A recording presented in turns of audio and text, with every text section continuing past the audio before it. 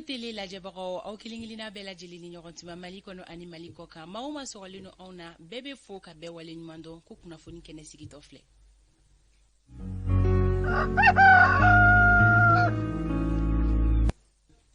Foleni wale nyumando ko di la jabara kilingilina bela jilima au munumeno ka sogalino ona aga sogonnawla ame foli di auma mamunumeno ku sera uga barake rolanu uweka anlaje walma ka aname anga foli be bela jilini au munu fene be sira la ka to ka barake rola ama foko bela jilinga ta dondoni ala ka seni be nyumani isi orola ame radio renouveau la mebaga bela jilinfo radio nyeleni ka bosibu ame iseguna lamini bela jilinga foli ke kata si anga faranka radio kilingilina bela jilima kadamne nyeleni na fokata si anga bololo sanfela lani obe anga page Facebook ko fo renouveau FM renouveau télé page anga folibe an kanubaga kilingilina bela jilinye bi fem metalike bi arabadoina juin kalo klimuga ani kononton renouveau matin ni ale Canada eletolai ola ambi anga dibila barake bakaw fo la bon sigrasi inkan kuma so kono yano jama bela jilinda falime yano Amadou El Konare Isa Kabasidibe Fanta Tomuta amena do kiborio olu konnala ne wasrola ani layduta awye kafo ni kene menala nyana maya aw yudo ko kono shen duru kadam netene katabla fo jumana nege kanya wolonvla sanga tanzuru katabla nege kanya konontona ako kuna funya kun flobe fara nyogon kan kaji awma renouveau matin njamakulu bela jelenfe bonya ani karama konnala wala sa aw kilingilina ko kuna siri danga se ka kari ola chugoya mina ola kuni aw akene daile tola ko baro jay baro nyogon tike Amadou la sana kunare alebe kuma su kono soni abena donki baro daile awi Amadou ne intokoma ma korba city la abe chogodi baraka busele bita jume nene wa poussière wa projet jume fana sa ne mo metuko banji ajaye ndi nyini ngallo sa Amadou mo mi fait mi po bi le 28 29 amegi nyini ngamune bila amune kanga ila no nyini ngalle don tado mimbila aga kan ni amargo benene bla mo kala amar jamana be amargo la kalo be le 29 la mo go nyini ngalige ko mumbe ay amata odanga ka jawa ele manaka gelle ka bi le 20 ay fana sa amabolle la alsawadu ay fana kono yela idu tay masega kuke ane ko ke gane kono to teni noide ni ko ki gane kono ni ne kila doron ay fenete so o ba e ka teli herbe chantage de teli ya wojugo fleni abena ni garzege chen donc nyode ka chawula ko bedi ko te chogola tawar kala nyi nyan soro ko kurabi be la da ye na ma nyan soro do be balimana ngana nyan soro hali ni ya soro ngani nyan che ka gole kretete de sigi gole ali gele abe de fan fait problème foi tele fait fana sa yere la je akadi ko jugo ame be fo ka be ko nyumando menye soni amena nyansoro bi donc baru la ni femu no bambulo amena odi awma ladri yakono sigate ola soni donc baru alimine obena daile ankanu maka kilingilina bela jilingi yani oche anga bije mukamba kuruba amena olu lasi awma soni inafanya fo yitugumna Amadou bena donc baru ka odaile awi anga bi sur malaina wala li kumasi obetalike chronogramme de kan ni oye projet de chronogramme ni Isa Kaba alebena o détail di awma bi wala li ale konnala fembe talige nyini ni kela ngolo jara ale awga bi mawelele ani ngolo jara bena masala feminkan o betalike nyankili mi glonino ankan ni o sanction ye avec kalo chamambo anabena kuma o kan ni o sanction wulili amna masala o kan kosobe kibori ya chamambe ako o konnala Maliki Konate kuna fondilado ale anga bidon bara nyokon welelenye amena a hakilnanta ka Kenya ni fem kon metalike anga jamana gouvernement koni chronogramme mimbo kaira politiki mawla anabena masala o kan kosobe kasika o kiboro ya jonjondi bela jelema Kenya kuna foni o welasi au mabi ina folla dala kola Alexis Fenebe bisimla amason la selimunu mabete meni oluye antenyina chuga shila kuna fondi gafe uko gafe munu bora bi olu nya fura kiboro o si awma folo yan 10h wakatu che dumike akonna la ka aw bela jelen wala awye anga dum foli duma obe o kerefe alsa ko bela jelen ki bisimla ame baraw nundo ni wakati bulu da chugo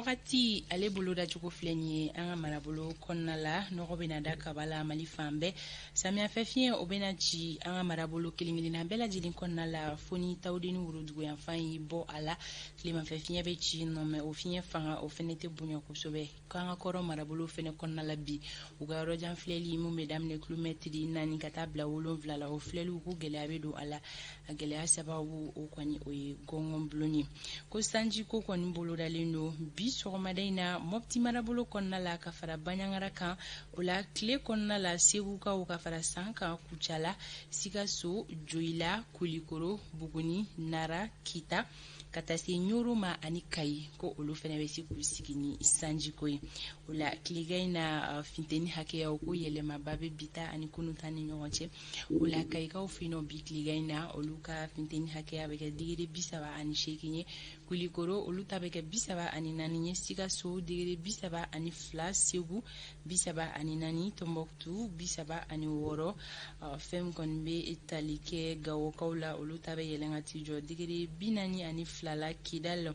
olu ta bɛ kɛ 42 ye Menaka digiri 40 Tawudeni olu ta bɛ kɛ 47 ye Buguni marabolo kɔnɔna la bi ka fara Kucala kan olu ka funteni hakɛya o bɛ kɛ digiri 32 ye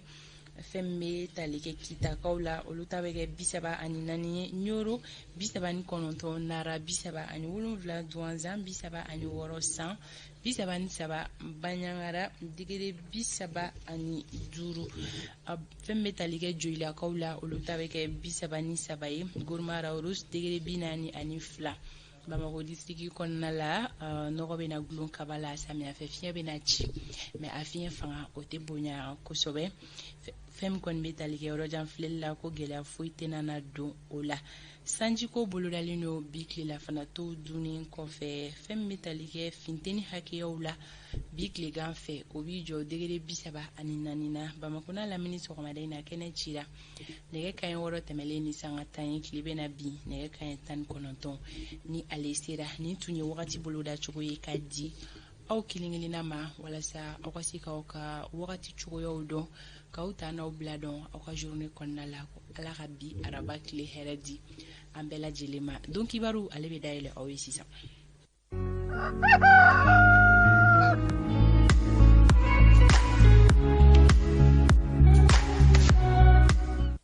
Allo nɛgɛ kanɲɛ 7 ale sanga 24 sɔrɔ an ka kumaso kɔnɔ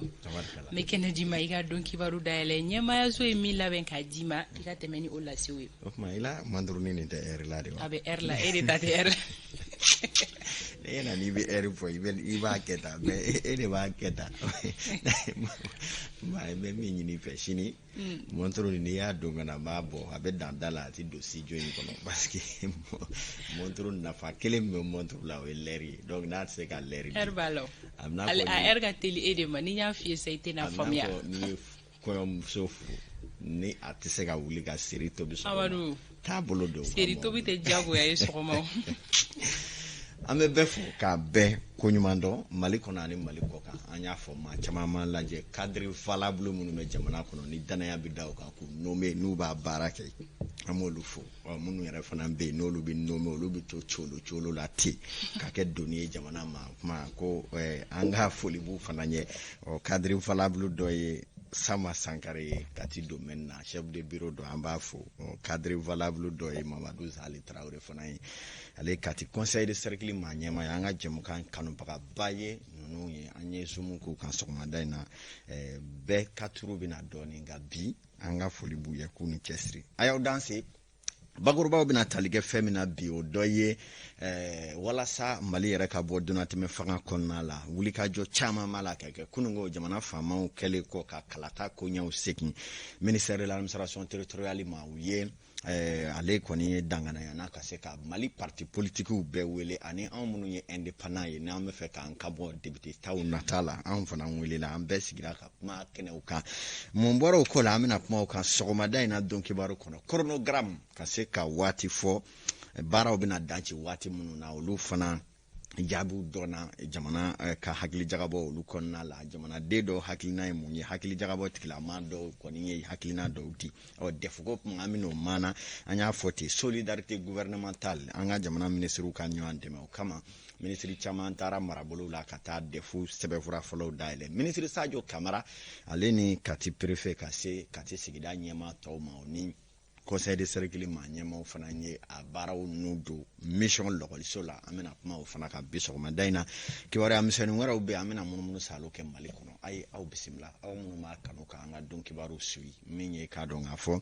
sanga mugani wolon flambe ndegenye wolon flanka Cheikh Maro Sissoko ale anglais maîtrier ko examen ube sina lycée Mwambila ko akaw dansi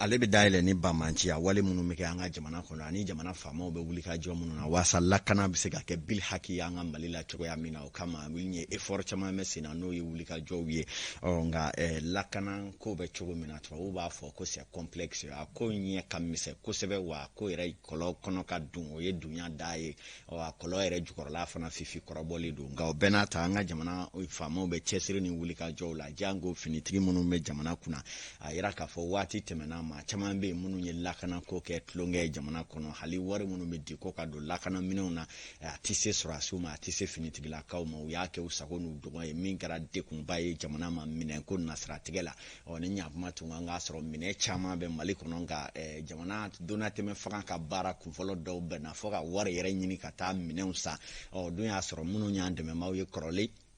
olu chama kele do ka ikado ndana jugu ya wale taka nyese o benata jamana fama ye wuli ka jo chama ke wasa ukase kata mina unyini ikado jamana ka kana malide la kana o bara obesi na doni o chama mbole do akola nga bamanji ya mseni obesi na munu yerela jamana chama che bulo feni cliff line wale kurado damnale no ye jugu koni mi rendez-vous di nyomo moto la kata nyan kumedu klaw fe obi soro kata bi anga duku kan o bingani balaba min kera ne o match me masi klo kan o ye min kera jala saguni danwali ni kero kerfe dugu dowla minye bangasi ale marala ko ngoni kera sababu ye ma kemen chama kase ko lu bune unila kasaka uka butiki ucheni kusebe o kama minye ma chama nyika dusuma kasa ira ka damne jamana kuntiki kase jamana bulu fara chama mo kofe fana minye jekulu mimbe ni o ye dono dem senu ka frama wara kan luka jekulu ye nu ba fama mouvement patriotique pour l'unité la sauvegarde du cercle de Bankas bakurbala anko ma MPSCB olu fananye o ka dusuma kasa jira kusebe dusuma kasa mina o ya ira ka foni kewale munkara ayu toro wa ube wele blaka chamana fama mo halibini akabi o ka do fra chesiri jala ka wasa lakana biseka ke bil hakiye dono dugula ni mali fanto bela jerele fe sabula jamana chama che bolo gele a chama be munu na nini tamatime walo beke bingali nunu kera chogo mina kera sababu yo ya nyefo kusebe ani mamu bune na unila fokata se cheni mundu na minengo na strategela ni odo ye mauka butiki ni bolo fe ni baga wani jikinyon ka sa beje ni katani wireye o jamana famo ko ni ndusuma kasala uye chesiri ke kofe kaseka tatu ba manchu chama na munu yake walike o nga mamu be no liye ni jekulu mawiye mouvement patriotique pour l'unité we aira ka fo ulika jo ka ke kumenu ka ke sabula mabuna le unila ulunu se ka laseni tuguni ko ni go ka demebe jamana famu ronga ubanyi nu fe halibi dokka fra chesri kan wasa anga jamana lakana ko abseka sabati echugo ya mina anya 14 to minye donate me fanga ko ere nasra tigela jamana famu ko ni ulika jo chama kera hali ni asoro kalata je kuluba kele sigi chugo yele ma dona ko la ka sabuke amenyo anga nga analende nywana ke walo ye sabula ministre nyama ale ye sebe do bo munu na ale tuma fe bara ka tata chogo dola nga mamunu ga bara nyesinindu gouvernement ka bara koloshilu manole wasablo mawiye olu koninye jatemene ni frefre lu ke ka fo unyebe ministre nyama bolo jala yoro dola ko otebe chogo sila sabula ko bina ke jafa bay ka nyesi jamana duma olu ka fola olu konna ye yele mado ikado bara chama na minkra sababu ye kaseka kalata ko amina segi ministère de l'administration territoriale ma hali n'a ma kɛ iko kɔrɔlenga bara fagama kungolo yanfa dɔw dira u ma kokura lieutenant colonel Abdoulaye Maiga ale ye ikado parti politique ni l'indépendant wele u kata sigi kunu ka kuma kalata kunyo ka munu yɛrɛ la chronogramme ko kuma u sɛbɛkɔrɔ mana na kɛnɛ kanana Bakari Sidibe renouveau ka ciden ale tumbe kɛnɛ kanana ngalaje kalata sɛbɛkura lankɛnɛmayali kɔfɛ funancɛrɔ fanga ɲɛma fɛ juma tɛmɛnɛ jamana ɲɛmaw ka sababu kɛ cadre de concertation ye u ni politikimaw y'u ka ɲɔgɔn lajɛrɛ damina kokura nin kɛnɛ in yɛrɛ n'a ɲɛmaya tun bɛ minisiri mun ka baara ɲɛsinen don mara cɛbɔli ma a kɛra sababu ye ka da don kalatakow la k'olu fɛsɛfɛsɛ ani fɔ ka taa se yɛlɛma minnu bɛ don an ka sariya sunba la nin taabolo kura ninnu b'a yira hakilina minnu bɛ funancɛrɔ fanga ɲɛmaw la walasa ka segi bɛɛjɛ fanga ma o de kama politikima caman kɛnɛ in kuncɛ wagati n'a yɛrɛ hakilina tara conseil des ministres senfɛ araba tɛmɛnɛ olu ye nin hakilina in fo kosɛbɛ ani fana k'u hakili b'a la k'a fɔ nin n'a kɛ sababu ye ka bɛnkan kɛrɛnkɛrɛnnen sɔrɔ min b'a to an bɛ se ka bɔ nin wagati in gɛlɛyaw kɔnɔna na. Programme min bɛ ka di an ma pour que an kana to transition na élection de b'a to an bɛ bɔ transition donc élection kɛkɛ ɲuman ale hakilinata ɲuman ale ni sariya minnu kan ka ta pour que élection ka kɛ ɲuman. Parti politique mɔgɔw minnu ka hakilinata di a kan mais a priori a chronogramme ka ɲi parce que a bɛ délai kura min dira normalement élection ka kan ka se ka kɛ o délai kɔnɔ. Conseil ka kalata fora, député ka kalata fora, président ka kalata fora. Bref, on suit la dynamique, mais il sait que fona bɛɛ jɛra n'an bɛɛ farala ɲɔgɔn kan. Nin sait que fona bɔra ɲɔgɔn lagosi la, nin sait que fona bɔra k'a fɔ ni ye fasoden ɲuman ye, ni ye fasoden jugu ye, jamana ka d'an bɛɛ de. Jamana ɲɛmaw fo ka taa se politikimaw ma olu bɛɛ lajɛlen ka laɲini ye nin sɛbɛnfura mun bɛna taa yira CEDEAO ɲɛmaw la juillet kalo tile 3 nata nin ka kɛ sababu ye ka ɲangini wale wuli ka bɔ Mali kan minnu yɛrɛ tala kabini janvier kalo tile 9 tɛmɛnen.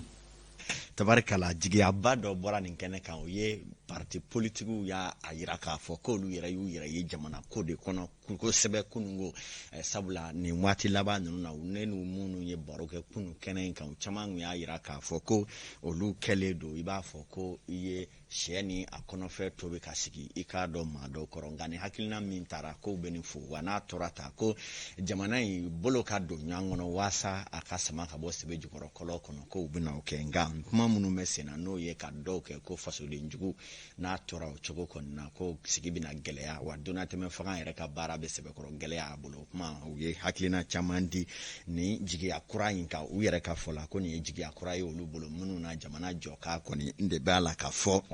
an bɛ waati min na i ko sisan sabula parti politique maa caman ko jamana yɛrɛ marali baara ye politiki fɛɛrɛw de o kuma n'i ko k'i b'o maaw ta ka jɔ kɛrɛfɛ ko a baara bɛ sɛbɛkɔrɔ gɛlɛya a dun ma sɔrɔla maa min yɛrɛ b'a la ka olu yɛrɛ tɛngɛlɛma u ka fɔ la ko o ye maa ye olu yɛrɛ bolo jamana in marali ko ɲuman na ko o tɛ olu ni o cɛ ninnu ye kumaw ye minnu sɛbɛkɔrɔ bɔra nin kɛnɛ in kan na an bɛna sigi k'a lajɛ ko tɔ de bɛna kɛ cogoya jɛ na o na k'a ta kibaruya wɛrɛ ye an bɛ to o ko kɔnɔ jaabi minnu dɔw bɔra o ye ka chronogramme danci kala bɛ ta do jɛn maire ka kala ta bɛ kɛ do jɛn député ta bɛ kɛ waati jɛn fo ka se jamana kuntigi taw ma n'olu kumaw fana manana a kɛnɛ kanana na min yɛrɛ sɛbɛn ka kan ka don CEDEAO maaw bolo yanni ni juillet kalo tile 3 cɛ chronogramme in fana ka jamanaden caman y'u ka nisɔndiya jira ka se parti politique matarafabaw ma dɔw fana n'o ye hakili jagabaw ye olu fana ye hakilina dɔw di o kan Amadu Jara ye olu ɲininka an k'o lajɛ. Ye chronogramme ni baara taasira minnu bɔra sisan a b'a kɛ an ka jamana bɛna segin bɛɛjɛ fanga ma an kun bɛ bɛɛjɛ fanga min kɔnɔ ni gɛlɛyaw nana an bɔ a kɔnɔ mais ne fɛ an seginni bɛɛjɛ fanga in ma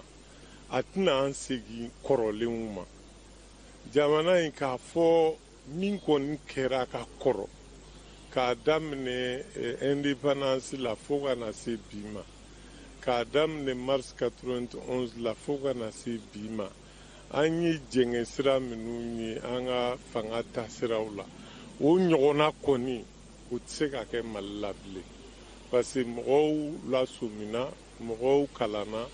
mɔgɔw ye ko caman faamu. An bɛ fɛn mun nɔfɛ laɲini yɛrɛ ye fɛn mun ye o ye nin kalata ye ale ni yɛlɛma ni ani nin fɛn fɛn bɛ yen n'o bɛna kɛ jamana ka ɲɛta ye o kana kɛ mɔgɔ kelen ka hakilina ye a ka kɛ mɔgɔ caman ka hakilina ye a ka kɛ hakilina ye hakilina min bɛ bɛn jamanadenw ma a ka kɛ hakilina ye hakilina min bɛ bɛn malidenw ma a kɛ hakilina ye hakilina min bɛ ɲɛta ko fɔ donc parce que n'an nana kɛ ka an teriya ko fɛ k'a fɔ ko an nana fɛn dɔw ta k'o don ɲɔgɔn na walasa jɛkulu fitinin min bɛ yen ou bien jamakulu fitinin min bɛ yen walasa olu bɛ se ka jɔyɔrɔ olu ka jɔyɔrɔ bɛ se ka timɛ cogo min na olu bɛ yɔrɔ min na olu kana bɔ yen fiyewu n'an y'o kɛ an bɛ bɛn bin kɔlɔn kɔnɔ an delila ka bin kɔlɔn min kɔnɔna la. Kala dɔw ka hakilina ye nin ye k'a ladɔniya k'a fɔ nin baara ninnu bɛɛ lajɛrɛlen bɛ k'a dɔn an ka jamana mara ko ani mara cɛman bɔli minisiri ka danganiya kɔnɔ ni o ye le désormais colonel Abdoulaye Maïga o kuma ale kɔni b'a ka se ka politigima caman fara ɲɔgɔn kan u yɛrɛ ka fɔ la ko u ni ale bɛ ɲɔgɔn faamu baaraw taacogo la kosɛbɛ ni ala sɔnna ma ni n'a kɛ bɔda kura ye nin ko in yɛrɛ bɛ cogo di CEDEAO la olu minnu kɛlen don ka gɛrɛndɛ ta ka segin an ka jamana kan hali ni y'a sɔrɔ gɛrɛndɛ ninnu ye gɛrɛndɛ ye ni an ka jamana faamaw kɔni ye u ka dusuma kasa jira k'a fɔ gɛrɛndɛ don maa man kan ka min da maa ka sariya la wa hadamadenya yɛrɛ tɛ kɔni walew la mun bɛna kɛ CEDEAO fɛ sen in na kibaruya minnu kɔni bɛ olu ka di fɔlɔ sabula kɛmɛ sarada la 99 garisɛgɛ bɛ yen walasa juillet kalo tile 3 CEDEAO ka se ka gɛrɛndɛ wuli ka bɔ Mali kan misaliya fɔlɔ ye Sorona Donba n'o ye Goodluck Jonathan ale yɛrɛ ye a ka nisɔndiyaw jira k'a fɔ a ye bɔli min kɛ o don na bala ni dunuma tan ka ko baara caman ta cogo kɔni na ale yɛrɛ ŋunan fara ale yɛrɛ min ye Sorona Donba ye ni ŋaniya wɛrɛ tɛ CEDEAO maaw kɔnɔ o ye danaya da ale min kan n'ale y'a ye k'a fɔ baaraw kɔni bɛ ka taa ji min sira fɛ o b'a jira k'a fɔ ko dɔ kuma selen don ka fara o kan u ye laɲini fɛn o fɛn kɛ tɛmɛnen in na ko k'olu kɛ o baaraw bɛɛ lajɛlen kɛlen don ka tugu ɲɔgɔn kɔ k'a daminɛ Mali ka donatɛmɛ fanga hakɛ kura fɔli la fɔ ka taa se sariyasun yɛlɛmali o jɛkulu sigili sen kan ani kana kalata sɛbɛnkuraw baaraw bɔ fɔ ka jamanakuntigi yɛrɛ ka o tigɛnɔ bila ka bɔ olu bɛɛ lajɛlen la fɔ ka na se kalaw bɛna ta waati minnu na n'o ye chronogramme ye olu dancili la k'a dɔn se korondoli kɔni baara jɔlen se ka teli sisan kosɛbɛ nin bɛɛ lajɛlen bɛna kɛ sababu ye jatew ni kibaruya minnu bɛ sen na waasa juillet kalo tile 3 nata sa frontières ka se ka dayɛlɛ laɲini ye o ye a garisɛgɛ bɛ yen an bɛ dugawu kɛ o ka se ka timɛ waasa mobiliba minnu jɔlen don an ka frontières la ni chauffeur minnu bɛ yen ni mobilitigiw ni jamana yɛrɛ jagokɛla minnu bɛ yen n'u bɛ taa o dayirimɛ bɛɛ dulonnen don ka taa minɛ ta yɔrɔ wɛrɛ sanni feere baaraw la ka minɛnw bɛ se ka na nɔgɔya la dɔw yɛrɛ ka bɔ gɛlɛyaba yɛrɛ fana na jamana kɔnɔ nin bɛɛ bɛna kɛ sababu ye olu ko dɔw ka nɔgɔya waati nataw olu kɔnɔna la n'an bɔra nin bɛɛ lajɛlen gun kan an bɛna gun wɛrɛ kan gun min bɛ tali kɛ maa minnu bɛ yen n'olu ye jamana ka dɛmɛ so ɲinibaaw ye n'olu ye logement sociaux kɔni ye Mali kɔnɔna la k'a dɔn k'a fɔ olu fana ye barodalasigi dɔ kɛ o jɛkulu minnu na u ye barodalasigi minnu kɛ ni kunnafonidilaw ye a bɛ tali kɛ ka se ka an ka jamana faamaw ladɔnniya gɛlɛya min yɛrɛ bɛ logement sociaux ale ko la ani gɛlɛya min bɛ a sɔrɔbagaw kan ani k'a dɔn finibilan kɔfɛ minnu bɛ a ko la ka se ka jamana faamaw ladɔnniya o la yɛlɛn u ka se ka wuli ka u jɔ joona o ko fana kana k'a ta masiba wɛrɛ Awa Sanɔgɔ kɛra Renouveau ka ciden y'a kɛnɛ kan an k'a lajɛ. Logement sociaux so sɔrɔlen kɔfɛ maa minnu kɛra sababu ye k'u garizɛgɛ don ni so ninnu na gɛlɛya kɔni bɛ u ma kofɔlenw kan. U ka jɛkulu min bɛ yen nɔ n'a bɛ fɔ a ma ko Fédération des associations des bénéficiaires et demandeurs des logements sociaux olu kɔni ye lajɛ dɔ kɛ kunu u ni kunnafonidilaw ni ɲɔgɔn cɛ walasa ka se ka o gɛlɛya ninnu fɔ. An b'an ka logement sociaux kɔnɔna la an ka sariyaw u labatolen tɛ service min ni a bilalen bɛ logement sociaux lakanali ni a kunkanko kuma fɔli kama ni an b'o wele office malien de l'habitat u ye so 1000 ani 200 ni o ye F4 ye u bɛ k'olu feere. Ka fara o kan fédération ɲɛmaa kɔni ale ye welewele kɛ ka ɲɛsin jamana ɲɛmaaw ma k'u ka fɛɛrɛw bɛɛ lajɛlen bila sen kan walasa maa minnu ni so ninnu ka kan a ka di olu ma. Welewele kan na se an ka jamana ɲɛmɔgɔ ma logement sociaux mun n'u bannen bilalen bɛ yen n'a ma di mɔgɔ ma u k'u di parce que logement sociaux ninnu kɛlen don ka dankari an ka lakana la logement sociaux dugukolow kan. Walasa so ɲininaw ani minnu ye so sɔrɔ olu ka hakɛw bɛ se ka sabati cogoya min na fédération ɲɛmaa ninnu kɔni y'a jira k'olu na fɛɛrɛw bɛɛ lajɛlen bila sen kan sariya kɔnɔna la walasa u ka laɲiniw bɛ se ka sabati cogoya min na. Tabarikala Awa Sanɔgɔ ale ka ɲɛfɔliw ye nin ye sanga 40 o bɛ Kati préfecture la Aruna Jara min ye le trio préfet funɛnkɛ 3 olu bɛ Kati kunna bi an y'a fɔ commune 37 min bɛ u bɛɛ nisɔndiyalen don bi k'a dɔn mara kɛcogo ye min ye a Aruna Jara Aruna Berti ani Mamadou Jawar Jara olu b'o baara la ye ka taa se u ka agent tɔw ma ko tɛgɛ di ɲɔgɔn ma fanga ka bon sisan kosɛbɛ kati cercle la an bɛ dugawu kɛ u ka kɛ badabada ye waati kelen bɛɛ Gawukaw ka gouvernorat la Général Moussa Traoré ani san gouvernorat n'o ye colonel Ousmane Sangare fulakɛ an ka foli b'u ye u ka cɛsiri la ka bɔ yen ka na Mali gendarmerie direction ba la général mun bɛ yen ni ne ka jala b'a ta sanfɛ n'o ye Samu Mɛnkɔrɔ ye ko ani sɔgɔma an bɛ ɲɔgɔn na fila minnu bɛ yen n'olu dɛsɛlen don ka don ne ka wɛrɛ kɔnɔ n m'a kan fanta tɔmɔ ta k'an ko yiri falen